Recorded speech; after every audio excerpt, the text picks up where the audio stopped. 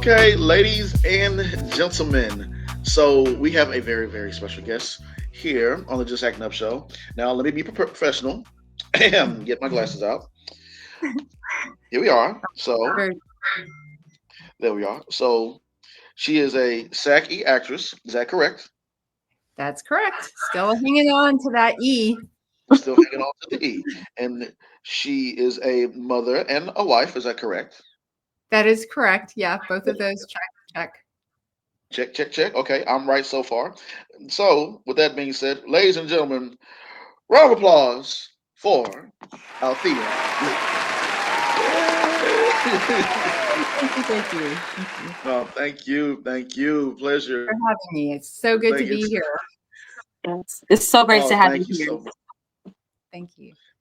Thank you so much. Is this your first time on a podcast? It is like I've been in the industry for about 4.5 years, and this is the Yeah. first one. So you're breaking me in. Thank you so much for having me. Hey! I listen to your podcast, but yeah, this is the first time I've been on one. So this is super cool. Awesome, Oh, awesome. thank you. Ladies and gentlemen, we have our very first. Thank you. Hey, we're gonna add in the celebration later Yay! on. We definitely add in that later on. But thank you for joining us. And well, let's go ahead and get started. So, Althea, tell us where you're originally from. I am homegrown from Houston, Texas. My parents moved here a month before I was born. So I am native to Houston, which I guess is a rare thing from what I hear. Hey, Yeah, I was almost a New Yorker, and then they came here to Texas to work in oil and gas. My dad was a commercial artist, which is, you know, now I guess they call them graphic designers. And so yeah, mm, that brought us to Houston, Texas. wow. Awesome. Mhm. Why every time we keep I'm talking? from Houston too. Oh, okay. Yeah, yeah. Native. Same here. Same here. And it's funny that you said New York. For the past, I don't know, for our past guests, it's like it just people just been getting tied to New York from some Mhm. weird Yeah, way. So I don't know. Maybe that's the universe telling us, Althea, we got to get to New York some kind of way. I don't know what it I think is. so. Yeah, Houston and New York, Definitely. strong Yeah, partnership. Hmm. something like that. Something like that. So Yeah. yeah. So, Job, well, I know my family is originally from Louisiana, and Mhm. they kind of came to Houston like maybe 10 years before I was born. Mhm. But, Job, how about you? I'm originally from Houston. My dad's side of the family is from Louisiana, Alexandria, Louisiana. That's where the last name Joffrion comes from. So I got some kind of Louisiana roots in there. And Mhm. just like your family out there, my grandma, she moved from Louisiana to Houston and then got my dad and uncle, brought them over here. And then my dad met my mom and they made my older sisters and me. Um, so yeah, Mhm. just moving Yeah, around everywhere. So yeah, so yeah, yeah. that's, I mean, hey, one big happy Houston family. I tell you, I think my parents are immigrants. They came over from Hong Kong, and my dad landed in Minnesota to go to the School of Arts over there. Mhm. And he had never seen snow. He was freezing, didn't have a parka, nothing. He's from Hong Kong. My parents are Yeah, from Hong Kong, which Mhm. is an island, very yeah, tropical. Right. And so once he was working on Madison Avenue in New York as a commercial artist. And I think after 10 years of that, he was just like, this is the pits. Like, I don't like driving in it. I don't like walking in it. I'm going to take this job where it's kind of like hometown. So Mhm. he yeah. got to where the weather was more tropical. He said, Yes, but definitely hot out here. I know he's like, okay, this is more like it. I never have to drive in snow, but that was not the case the past couple of years. Until a few years ago, when it oh, did snow, he was all like, "What is going on?" Yeah, we're confused in Houston. We don't we know are what. very, very confused. So, That's what we were talking about. You know how, and plus winter's coming, so we're kind of getting prepared, and it's already a little cold. I seen this video. It was like, "Okay, Houston, don't get no colder than this. Let's stay right here." Right here, just like today, sun is out, the clouds are in the sky. Yeah, it's yeah. perfect. Please, please. So Althea, let's go ahead and get into the questions. And so finish this sentence for me. Mhm. I act because. Because I love growing. I love Mm, growing um, creatively and intellectually yeah, and experientially. I love it. It's a huge learning curve for me as I've fallen into the industry about 5 years ago. So I still feel like a newbie in this industry. So everything is new. I feel yeah. like I'm seeing things for the first time, and I'm loving it. It's a lot of fun. Love So, that. what inspired you to start your acting journey? I actually, my previous career, I was an art director. So I followed my father's footsteps. I graduated from UT Austin with a arts degree, studio arts, and I got into advertising as an art director, worked for Ogilvy right out of the bat. Was in that industry for about 20 years. And then when I started a family, I just took a break, long break. And then one thing that I really loved about being creative in that field is just the visual, the composition, everything I could lay out perfectly and I could see things in my mind. So I was always laying things out for clients for them to see visually. I always was very jealous of everybody who got to go on set because I would do things Mm, for commercials and set them up, but I never got to be on set. It was usually the creative directors and then also the writers because they had to be there to change the script last minute. So I never got to visit a set. When I was in high school, I used to model, so I used to do a little bit of that. But yeah, I kind of fell into the industry serendipitously. My daughter, she's grown and flown out of the house, but she was in theater all throughout high school. And somewhere in the middle, she said, "Oh, I'd like to model." She was tall, slender, beautiful. yeah. And I was like, "Well, that's great, but you need to know where you're going for your future. So not yet." Mm, So I held mm, her off and I wanted her to mature a little bit. Mhm. And time after she was a senior in high school, I said, "Okay, if you're interested in modeling still, I'm happy to sign you up." She knew that she was going to end up going to UT Austin. And so she got signed immediately with the Neil Hamill agency and started doing runway and auditioning. And she's a natural. She felt very comfortable in front of the camera. About a year later, we were walking in Japan on tour as a family and just looking around. And in the city, my son saw one of those jumbotrons and had these two mm, little Japanese kids walking down the runway. And he was 5 at the time. And he yeah. said, "Mom, I want to do that." And I was like, "Oh, that's what your sister Aw. does." And so we open casting and asked them if they would sign Nathan and they said, "Yeah, sure, we'd love to have him." And hey, Mom, what about you?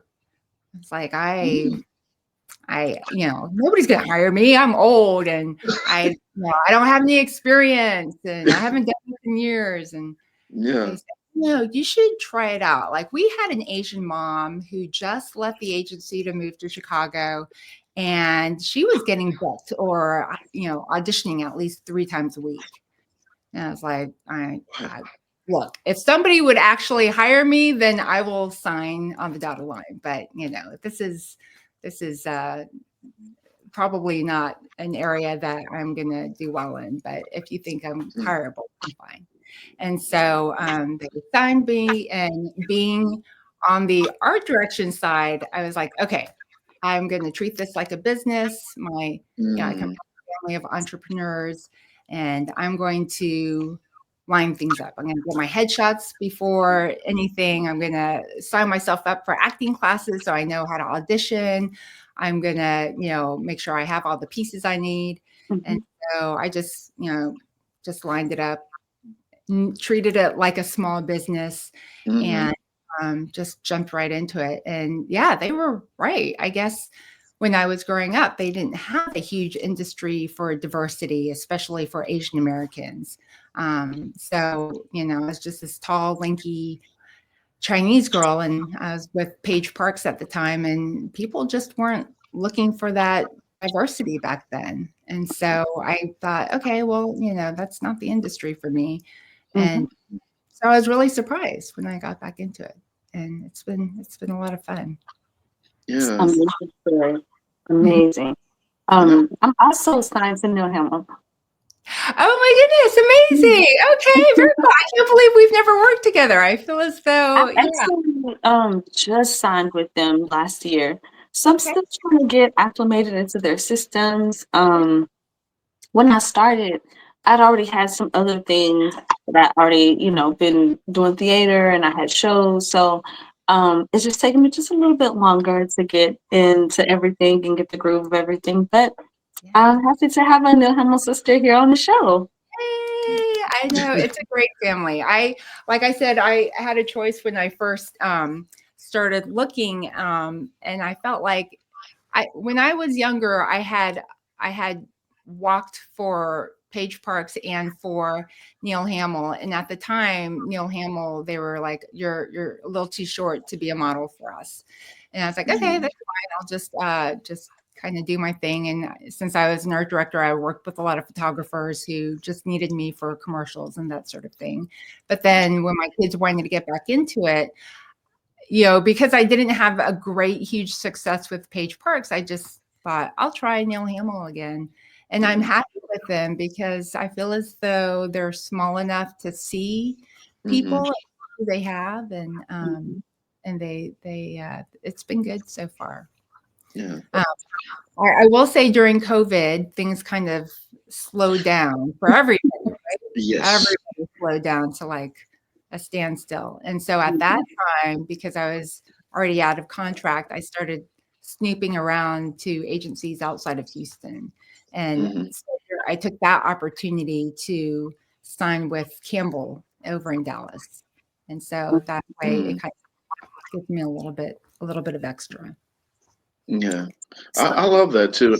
Mhm. Go ahead, Tisha. no, I was just saying that's awesome. Oh, okay. Yeah, no, I love that too, and I was gonna say that too. For representation really does matter, and I know like over the years, doors are starting to open up for you know, for you, like you said, yourself and Asian and for us as well too. And there's always our groups where we have to like really scratch and claw and fight for it. But I think I've been seeing things change. Have you been seeing change over the years with representation? Like, Oh, absolutely. I yeah. mean, in Hollywood for sure with, I think it crazy oops, sorry about that. That's really loud. Crazy Rich Asians kind of was the big Yeah. hit recently, but even Joy Luck Club, that was huge to have Yeah. that be an all AAPI cast. You see it more commercially. They need more and just, everything size wise, also, uh culturally diverse. I love that they're embracing all of it, realizing that it's not just what we have always had in the past Right. 50 years. And, as people of color, we're used to seeing, mostly an Anglo cast or Yeah. Anglo white commercially. But, to be able to see people of color, it's like, oh, you really take notice of that, especially when you can identify with the people that you're seeing. So it's Yeah. great that they finally are Yeah. Yes, representing. yes, the Yeah. representation is needed, and I mean for everyone. Um, because I've always said there's beauty in every shade and every color and Mhm. every shape and every body. So it's good to see that amongst TV more and film and just being able to get the same kind of opportunities. It's opening up, and it's nothing in our way anymore. We can just we can thrive and we can be successful. Absolutely. I couldn't agree more. I still think there's a ways to go, but it is Yeah. interesting how our industry is probably the only industry where they can be specific about race and color. And Mhm. maybe that's good, maybe that's not so great, but it's great because they are at least being more inclusive in that way. And I'll audition for everything. If Yeah. it's a role for a white person, I'll audition for it. For a man, I'll audition for it. I don't think if they see something that they like, then they'll pull you in. They're not. I think they're thinking, okay, let's just try to make sure this is inclusive, Mm. and yeah, hopefully that'll broaden even more. But I Well, do get a lot of. I noticed that there are certain roles that I'm getting a lot of these days, and a lot of them are medical roles, which I'm perfectly happy. But yes, I do see. I mean, rightly so. There are probably a lot of Asians in medicine, but yeah, I am seeing a lot of that. yeah. It's Hey, crazy look, I'll take it. Like, we all get that. I've seen a lot of teacher roles. I was like, a teacher or a librarian. I'm like, can I get an assassin or something? yeah. Right, can I get like a menace to society, something? Yeah, give me something else to really sink my teeth into. Something. Yeah, but I love that, and I love Crazy Rich Asians too. I was right there when I saw like, oh, this is really good. So, Yes. so yeah, so many films, but yeah, Yeah. um, I had so questions. I was like, oh, is this really how? I really, Trust me, there are a lot of crazy Asians out there. Probably not that rich. Yeah, I mean everybody, even the main actress, she ended up coming from a very wealthy family. I continue to read the rest of the series, but yeah, I thought that was funny. yeah, it's yeah, like to me, it's like opening a door to a culture that I really don't get to see a lot of or really Yeah, get exposure to. So I really loved watching it because I was like, oh, okay, okay. It was yeah, like different, and I enjoyed the show a lot. yeah. mhm, I just the food alone. And we had never been to Singapore. I have a lot of Singaporean friends, and mm, um, and so we ended up going there just because the food in the show just was mouth watering. It's very yeah, specific to Singapore, and everything about like running around to the different street vendors and food trucks. Like mm. that's what you do. Like when you go to Asia, it's all about eating your way through the country. Definitely could do that. Yeah, Singapore is actually on my list of places I want to go to. I gotta Hmm. save because I heard it's like really expensive out there, from what I've been told. Yeah, I think rent like just hotels and that sort of thing are pretty pricey. I think you can make your way if you did it DIY on your own and got Mm, some Airbnbs. They have public transport. We never had a rent or anything. Hmm. So it's a very walkable city. Same with Taiwan. We had just gone there years ago, and that's where my husband's from. But of course, it looks mm. nothing what it was years ago. And so same, we just did it on our own and did public transportation. And so it's a really easy to travel type city.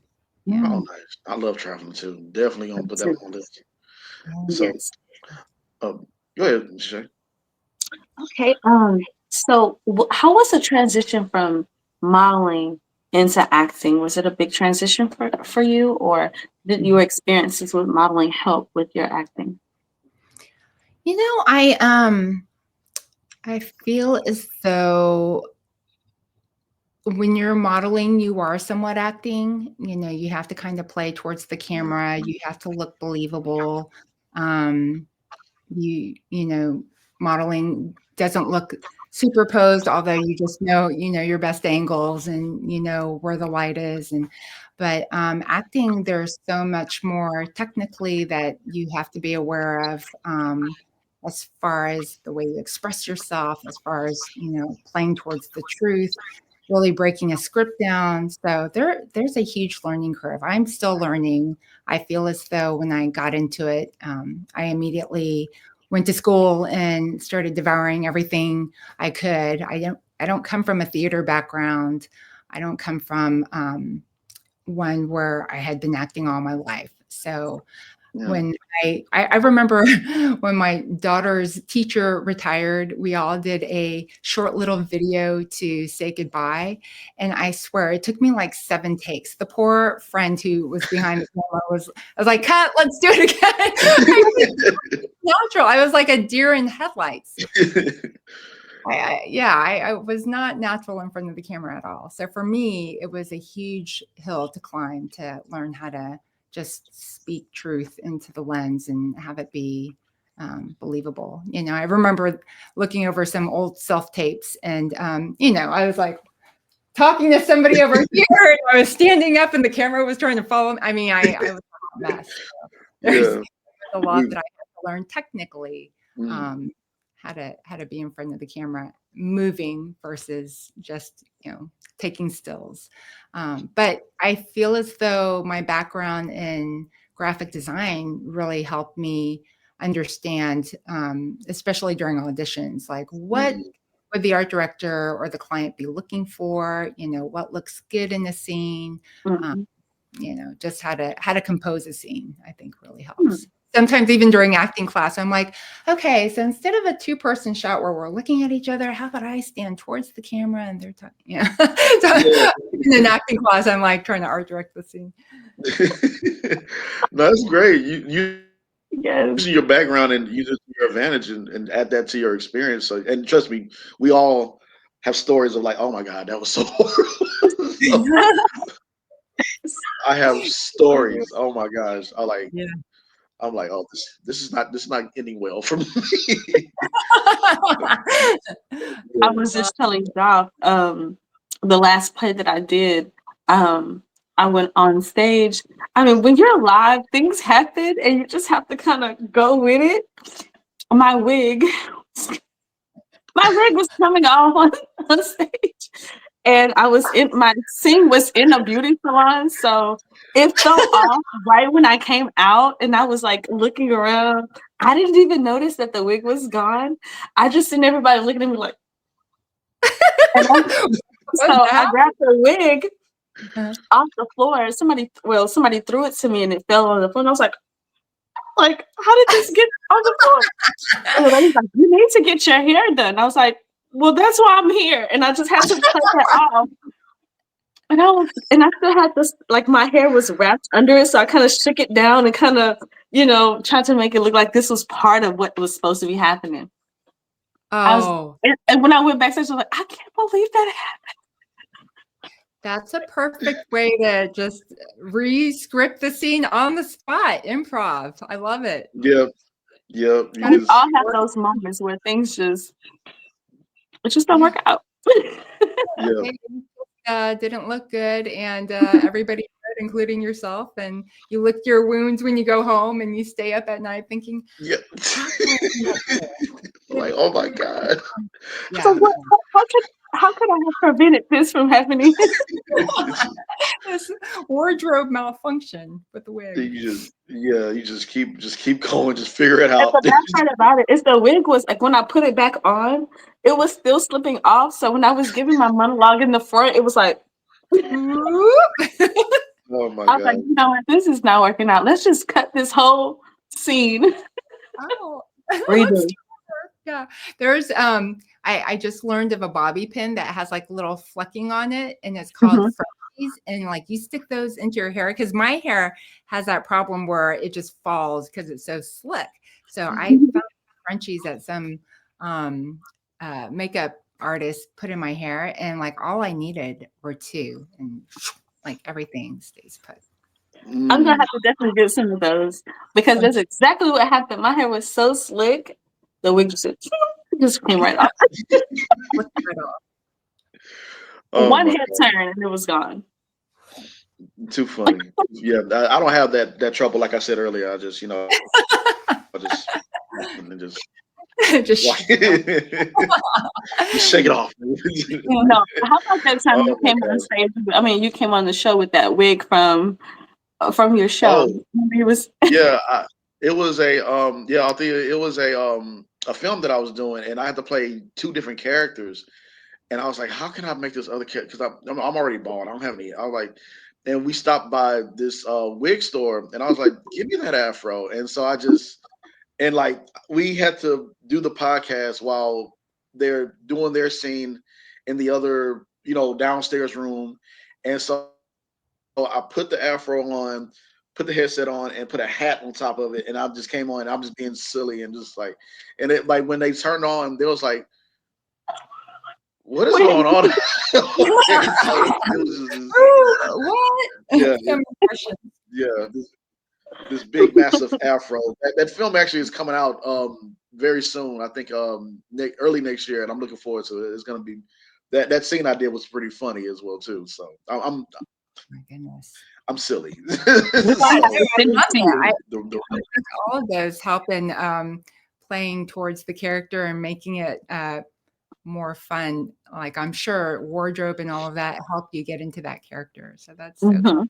oh fun. oh yeah, most definitely. Yeah, it was so much fun. And speaking of the characters and everything else, you have done a handful of excuse me, you've done a handful of commercials as well too. So, what has been one of your favorite experiences, or one of your most memorable moments in one of the few of the commercials you've done? Recently we auditioned for something and all it said was soda brand. And I Mm, thought, this is going to be a big one. They're not naming the brand. It's going to be huge. So it was, just the audition was dance and have a good time and then pretend like you're drinking and you're barbecuing. And so, did a little spatula flip and caught it yeah, in the air and started dancing to single ladies and had my glove on and I got a call back. Well, callbacks are doomed anyway. You forget half of what they're telling you, and they're giving you all this new instruction. sure. So you just get in there, you do your thing, and then again after the callback, you're like, oh, I forgot to dance, or I forgot to do my spatula flip, or I forgot all the fun things. I'm never gonna get the job. Yeah. So again, you're like licking your wounds for a couple of days. And then I got the call back Hmm. that it was for a Pepsi commercial. And I was like, Yes. I got it. So we all show up on set, and my friend was the principal background person. We were just playing background, and I look and it said Bobby Flay, and I thought, oh, is he pretending like he's Bobby Flay, like he's at the grill? So we're on set and we're just catching up and chit chatting and having a good time, and then we look over and there he is, Bobby Flay on set. Yeah. It was really cool. Yeah, he was, just people look smaller in real life than they do on television, and you're like, oh wow, like he was right next to us at the table over, and we had no idea. We're like, who's that A-lister over there with his cool Adidas tracksuit? And so that was a lot of fun. That was really memorable. We had a great time on set. Um, but big sets, small sets, I mean, they're fun no matter what because of the people there, and you often get to see your friends and the it they're a lot of fun ones. So that was one, and let's see. I love getting texts from people because I am the Mm, first person you see when you walk into a Holiday Inn, and I'm holding a wine glass saying, "Come sit, eat yeah. with." And so it's been in a Holiday Inn lobby for the past 5 years, and so every time my friends have to take their kids on soccer competitions or, they're just traveling, they always take a selfie with me Yeah. in the lobby, so it's fun getting to, uh, see other people see it also. It's a lot of Hmm. I, um, I yeah. agree. That does sound like it was a fun. Yeah. Yes. Mhm. So let's talk about some of your other roles now. Can you share a bit about the characters in the short film called Double Booked and See? Okay, yeah. So in Double Booked, I play a mom who was supposed to take a break with her son. Mhm. The director, I was friends with her in acting class, and she is a director, producer, writer, actor. Erica Waldorf, and she wanted to write a script about what would happen if people were booked on the same day and there's only one room available. So this mother and son, she had just gotten a divorce and she just wanted to spend time with her son. And her husband was for a younger woman. So we go to this retreat site, and lo and behold, I am double booked with another person who is there with his daughter, trying to get away because his wife passed away.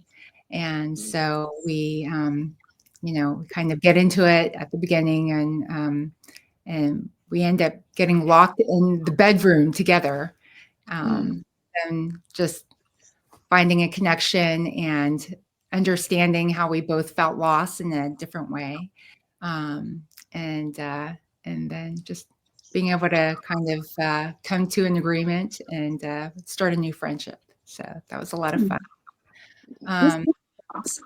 Yeah. And then on the other side, C was a story that was based on a true story. I was actually an art director on that one, helping the set just look the way it's supposed to, and just compose the scenes a little bit. And C was based on the story where a husband and a wife looked perfectly happy from the outside. And so I think the title C comes from what you see isn't always what you get. From the outside, they look like a happy couple that they were just starting their lives off.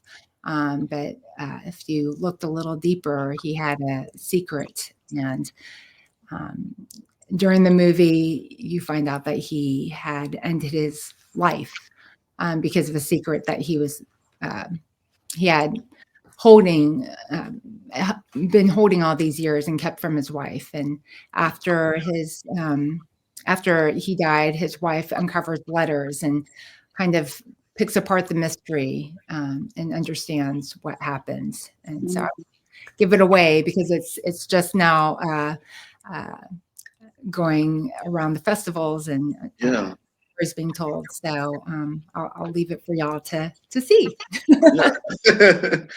Both sound like two beautiful stories that you, and that's great that you was to be a part of that. I was just saying that yesterday that I want to do great work and be a part of some memorable scenes, and just love the art that we put out there for others to enjoy. And it sounds like what you did was very remarkable and great storytelling. Yeah.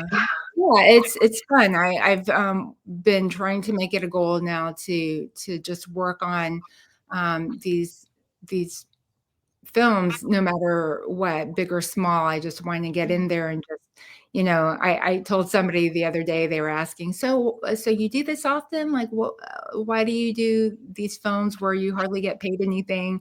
And I said, we pay for acting classes, and here's a whole production where you get to go in, and while they may not be paying much or anything at all, you're polishing your craft. You're seeing what it looks like. You're trying different things out. You're taking direction, and this is all just part of the growth process. Yeah, I agree. Learning on the job. Yeah, absolutely. Absolutely. Because there's nothing like being in front of that camera or being on stage, and your adrenaline's pumping, and maybe things don't work right and you have to improvise because nothing is always perfect. And I mean, you learn the best from obstacles and uncomfortable situations, and being on set and being in on set or in theater, it makes you be into some uncomfortable situations, and it gives you the opportunity for growth. I feel as though when it's like working under a deadline. I compare it to working in the business world. When you have an audience there, or you have a whole crew there, like, you've got to be prepared. You've got to get that script down. You've already have to work the scene different ways in your own mind, and just the hours that you put into working on it, that all goes towards your education and acting. So any opportunity there is, it's a good one. Good or I agree. I tell people it's like it's like you back in school, like in college. It's like your prerequisites before you get to the big stage. So that makes sense. Like like how you were saying, you learn from here, from background, and you slowly graduate into getting a couple lines here, and then you finally get that role where you have more lines, and it's like some depending on what route you take, or if you get blessed with a bigger role, but it's like you're being small, like a little bit spoon fed, a little bit, and they guide you a little bit. Just okay, she or he can handle this, they can handle that. Okay, we see, and you grow and you learn, and it's fun to me. I just have so much fun doing it and learning. So most I definitely. remember my acting teacher, Deke Anderson. He was saying that one time, casting director, because Deke's been around. Probably almost everybody in Houston who's in acting has either heard of him or have gone through his class. And he said that one casting director looked over and he was like, "Oh, you're still here?" And it was like 10 years later. And he said, "Yeah, if you can stick in the industry for at least 10 years, like you're solid. They can trust you with just about anything because you've put that many hours in it." And he goes, "So yeah, no matter what it is, like always have a monologue on hand that you're trying to memorize or something that you're working on. Because it takes that much time to really break in and feel comfortable and not that you're ever at ease on set or on stage, but I think just a lot of hours go into acting. Yeah. My husband is so funny. Whenever he's a reader for me, he'll take the script. He feels as though whatever he does is perfect. He feels like he could be an actor. He could do the modeling. Like he's very confident in his abilities. I love it. Cracks me up because he'll take it and he'll be like, "And yes, the product works great. I use it all the time." And I'm like, "Honey, like, is that how you would say it in real life?" Me. I was like, "This radio voice that I normally use." It takes years and years just to sound like you're talking to somebody. Yes. Oh my God, that is too funny. And shout out to your family and your husband as well too. That is having a solid, amazing team of and your beautiful family to cheer you on. That is so awesome. That's amazing. Yeah, they're super supportive, and I wish I could get him to be a reader all the time. He's so busy that I'm like, "Can you just record my voice and plug it in?"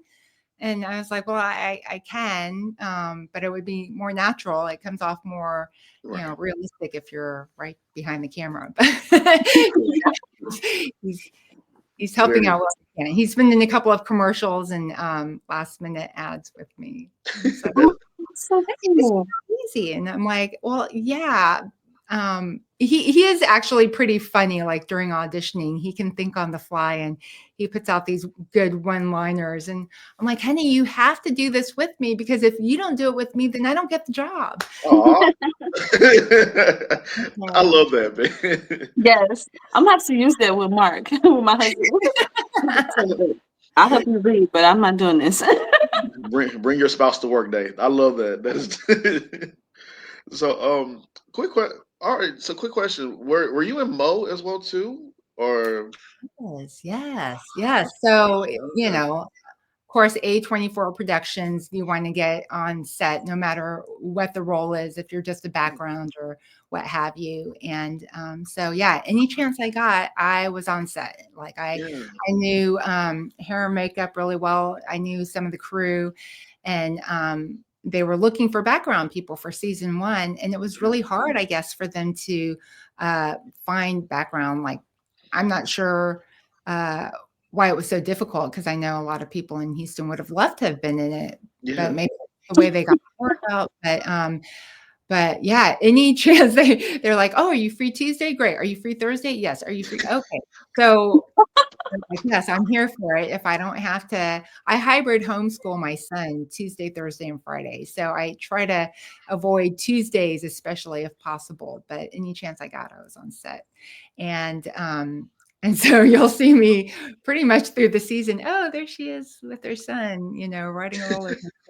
Oh, there she is in the arcade. But they had this one great wedding scene that Mo was witnessing his best friend getting married, and Mm. he in contrast was having difficulties with his relationship. Yeah. And so the show's great. He's so Yeah. funny, so Yeah. sweet. And I was just hanging out, and they said, okay, we need to pull some people to be in the shot. And the father of the bride was this Texan with this white gown, 10-gallon hat, white hair, I mean, he's a Yeah. sweet actor, but probably in his late 60s, with the white hair, he probably could have passed for 70.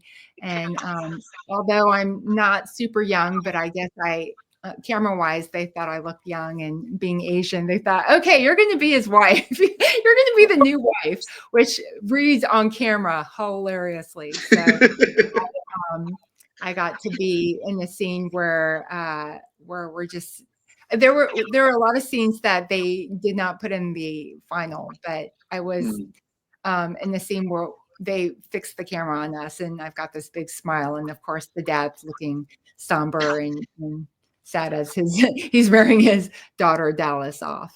That is sweet. Got to be a part of the production, and then in season 2, when it came around, I got to be in the scene there as well, where I'm sitting right next to Mo. But yeah, super fun, very cool experience to see what a huge production looked like. It was massive. It was just every single day. I was only there, like I said, every couple of days, but to wake up and do that grind over and over again, hats off to people who do seasons like that day after day. Yeah. We were on patiently waiting for season 2 to come out. Whenever they get that, we were actually finally able to get on season 2 of Mo. So yeah, it was fun that day too. It was really fun. Super Really fun. fun. I can't wait to see it. Yeah. Do you know what episode are you on? Do you know? I'm not sure. I know we're a part of the barbecue cook-off scene. I was like chopping up the beef, the brisket, and everything, and one of the main characters came over, and I can't think of his name right now. But he came over and talked to me for a little bit, and I was like, yeah, and it was pretty cool. It was fun. It was cool. I had fun. I think the carnival scene where he's on the roller coaster and stuff, and they go through the what's it called, the rodeos, like the carnival part of it. And they picked a few people to actually go on the ride with them, and I'm literally like right in front of them. So hopefully I make the scene. I got my fingers crossed. Oh my goodness, that's super cool. How fun. I'm in the scene where they're in the restaurant, and he has like a dream sequence where he is sword fighting, but I'm sitting next to him, and he throws a temper tantrum because they are serving hummus, which I guess isn't the way you're supposed to make hummus. But he makes a big deal out of it. It's always about the hummus. Yeah, definitely. it's always about the hummus with him. Yeah, it was pretty fun. I'm definitely. Yeah, we're definitely looking forward to it when it comes out. So I also want to ask you. So let's go ahead and let's talk about Lioness, which has some incredible talent in there. Man, so yeah, talk about your experience on the set of Linus, because a lot of people's been talking about that show as well too. But talk about your experience as well. Yeah, it was pretty amazing. When I got the audition for it, I knew we were going to be on vacation, and I thought, you know what, I'm probably not going to get this, so I'm just going to do it and just do it for the experience of it. you know, we often do that. Like every audition is an opportunity to learn.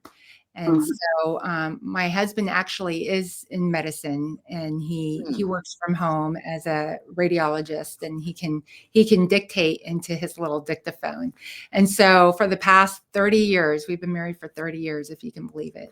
For the past 30 years, I've heard he's been training my ear to know how doctors sound when they're speaking to patients or nurses or doctors, or, you know, even just transcribing a report. And so I get the scene, and I even asked him, I said, hey, can you just read the scene? Tell me how you would read this off.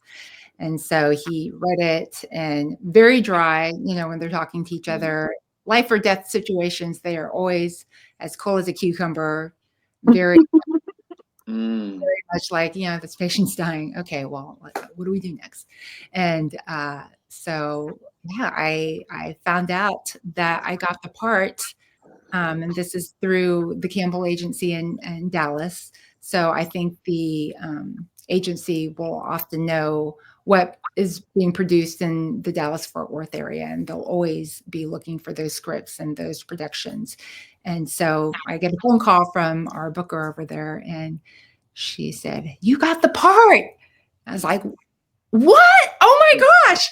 Oh my gosh, that's amazing." It was like winning the lottery. Yes. However, we had just landed in Sedona, Arizona. Our first time. I didn't realize that we actually landed in Phoenix, which is 2 hours away from Sedona.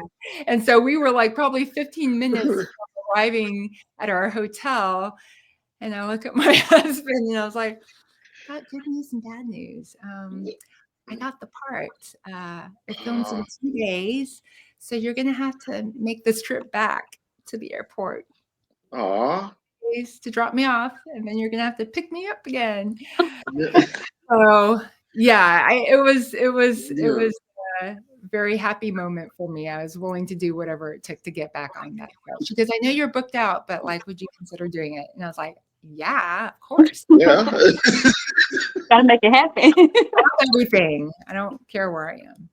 Right. So, yeah, it was amazing. Like just the way they take care of you on these huge sets. You know, they didn't pay for the flight in, but they, you know, as soon as I landed, they took care of everything. And you know, they have a nice little packet for you that tells you things to do in the Dallas area. You know, they helped me rent a car, and they had a place where a lot of the crew and the other extras or co-stars were staying. And it was great. I mean, I shot actually on day one. And so when I arrived on set, everybody was super excited. Like the energy was palpable. And I sat in the chair and I was talking to hair and makeup, and they had flown probably the majority of the crew over from LA. Well, I mean, like the hair and makeup people were from LA. They had hired maybe a couple of local people in that trailer. And then I know that crew, you know, there were some, of course, in the Texas area. I met somebody later who they were a day player, and they said, yeah, but it was wild because the base camp was, I drove up to an Amazon distribution center. And I was like, oh, okay, maybe they're just renting out the parking lot. And no, they had cleared the entire warehouse out to be their soundstage. Yeah. Yeah. I didn't realize you could also rent their distribution center. I don't know if it was an Amazon distribution center, but yeah, it was huge because I was like, oh, that's interesting. Are they like, I didn't realize Amazon sold tall plants. And because I was like, no, that's all for their set inside the thing. Wow. Amazing. Yeah. You had a really great experience. It was pretty awesome. I worked with David Annabelle, who I didn't realize until after the fact that I used to watch him all the time, and I was in love with him on Brothers and Sisters.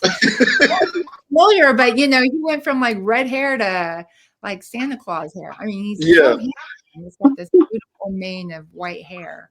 Like, when did you realize it? When it was like, hold on, wait, I used to love you. after I was already gone. I was oh, that's him. But we had a great conversation. He's super personable. You know, it was really fun because after, so we get in, we changed into our scrubs, we're waiting in their trailer. And then we piled all into a van, like everybody that was in the scene who, I met my co-star, I don't want to mess his name up, Danny Boaz. He's super nice. He's the first person I met as I'm walking onto the set.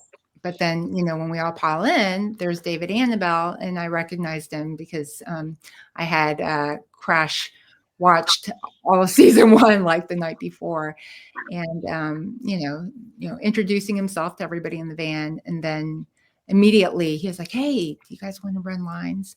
So we're running lines in the van. It was really surreal. It was fun. And then we get on set and we're just learning about his background. And he said that, yeah, he moved to Texas. I don't think he's from Texas, but Wow. he loved it so much.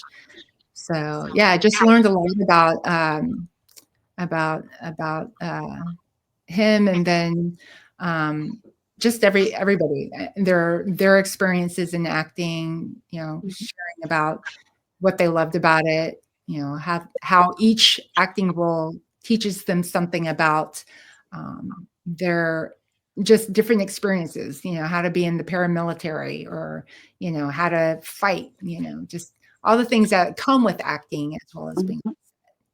Yeah. Gotcha. That is so cool, man. Yeah. Yeah, fun. that's so cool, and it's a really great show. I'm catching up on the other episodes as well too. So I'm really great show, and so I'm so happy for you. Like, Oh, absolutely. Thank you so much. It was really exciting, you know, just to be a part of any Taylor Sheridan production was pretty cool. I mean, they're shooting so much, they're bringing so much to Texas. So just to be a little bit of part of that, you know, it definitely puts a fire under you and makes you want to do more of that. Yes. Yeah, most definitely. And so we have a a little quick game that we're gonna play real quick, called One Word Game, where nothing too crazy, we promise.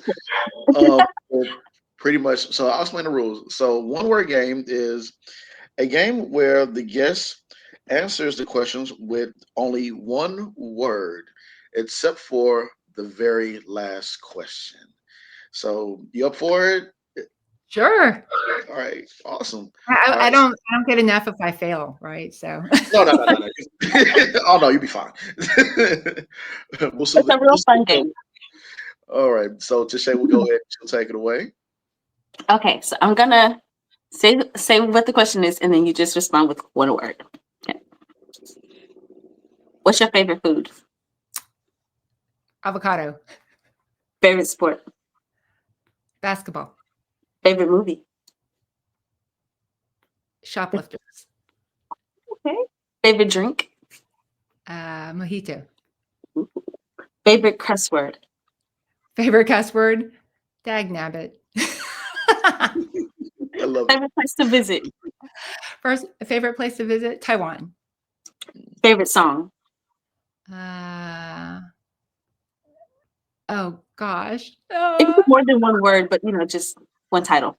Yeah, I'll just go with Single Ladies for now. That's all I can think of. That'll work. Okay. Favorite subject in school?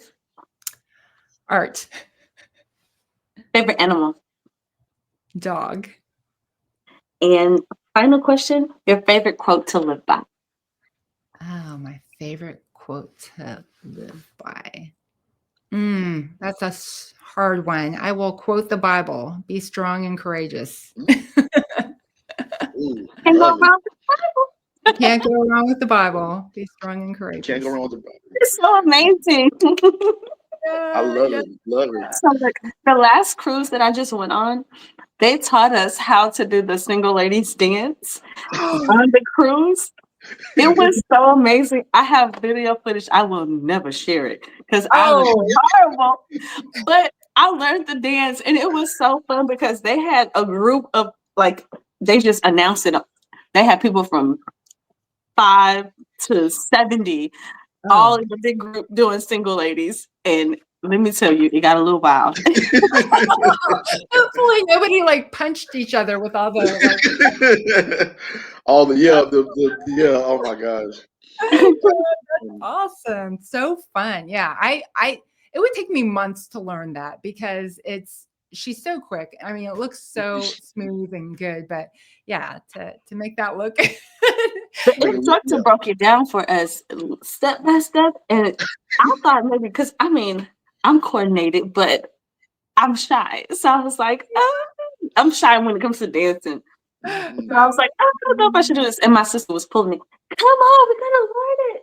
So I went out there and I learned the dance, and it was really fun. It was the best dancers were the 5-year-olds, let's just say. Yeah, they just put it all out there. Oh, they took it to a whole new level. Yeah. The kids were like, no, I'm gonna show y'all how we really do it. So you learned the dance. It was so fun. So I challenge you to learn a little snippet of the dance. Well, I have to learn how to break it down, so maybe you can teach me. You can show me your moves. Man, we got this. Too hilarious. So, Althea, what type of gems or advice would you like to share with the audience that can help them with their acting career or just life in general? Yeah,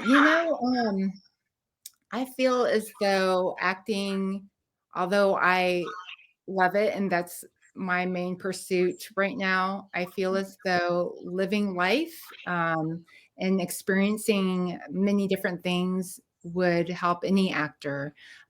Picking up different hobbies, just having different interests, because, as you know, it's especially in Texas. I mean, I know people who can do it, but they are hustlers and they're cobbling things together.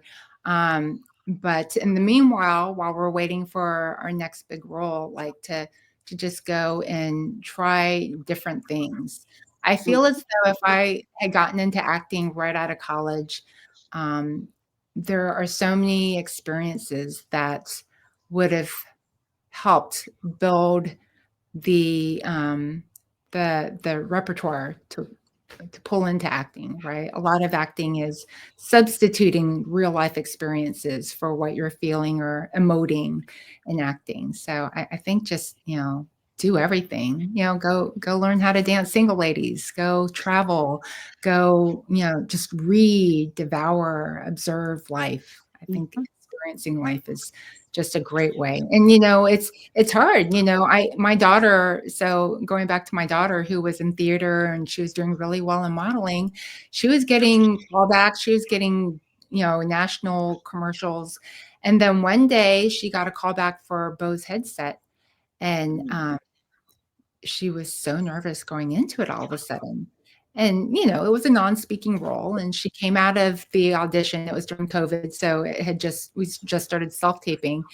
And she looked at me and she's like, never ask me to do another audition again. I was like, what happened?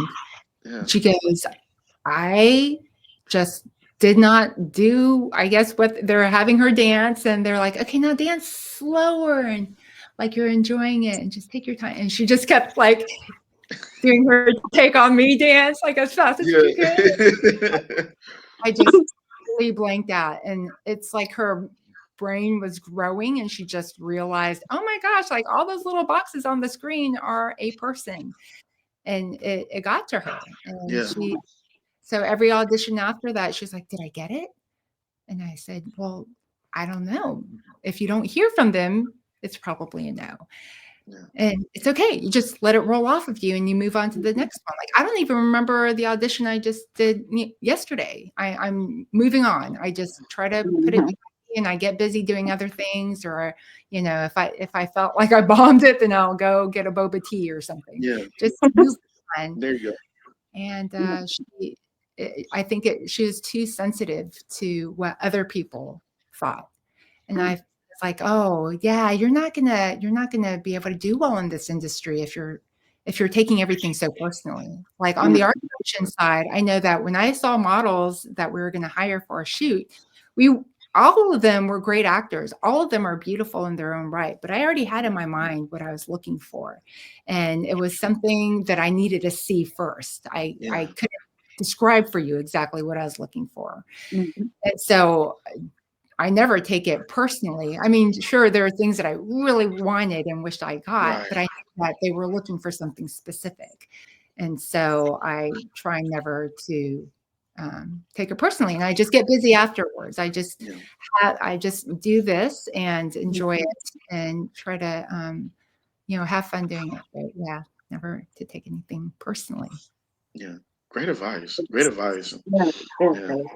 And thank you for sharing that as well too. I know your daughter; she's slowly learning, and she'll slowly get better. Like, and we got to remind ourselves that as well too as artists. Don't take it personally, because we go through so many of these. Like you said, I wanted that one, but submit and forget. That's what we try to tell ourselves. Yeah, So maybe when the stars align and you actually get the role, it's like the best feeling. I mean, you feel like you won the lottery, seriously, because you get like almost 800 to 1,000 audition tapes, and they're just flipping through it, trying to find the thing. So when you get it, you really enjoy it. But yeah, auditioning is our work. I mean, that's where it's done. I agree. Yeah, man. So Althea, tell everybody where we can follow you at. I'm on Instagram at Althea K Lee, Althea Kaylee, ALTHEAKAYLEE. Awesome. Thank you.